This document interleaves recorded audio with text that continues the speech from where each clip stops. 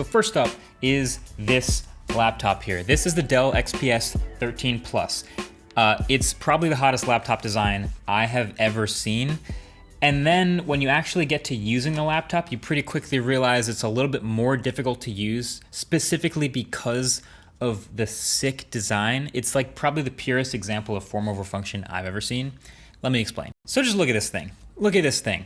Most laptops look really similar to each other, but when I picture like a modern, even slightly futuristic laptop, this is what comes to mind. It's this all white, clean, thin, folding piece of metal with edge to edge everything, basically. The keyboard goes to edge, but is also particularly flat without being terrible to type on, which looks really good.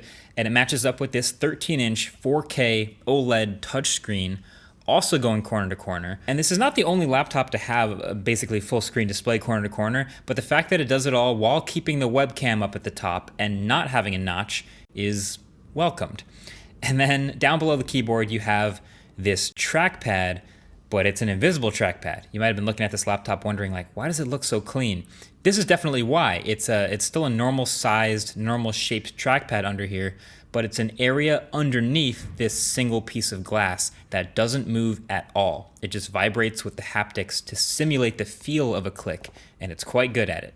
And then all of that put together in this clean metal body with metallic chamfered edges, the 1/2-inch total thickness, it's under 3 pounds, makes it a pretty sweet aesthetic for an everyday laptop. However, y'all know what form over function means. So as hot as this laptop is, there are some pretty clear trade-offs that make it obvious why others aren't running to copy everything that they did here. So like the trackpad, for example, is super good looking, but as you can imagine, when your finger leaves the sensitive surface area, the mouse just stops working. You just kind of have to get used to knowing where it ends. So there's a reason why other laptop manufacturers, even though they also use one-piece trackpads that don't move, they will clearly define the trackpad area visually.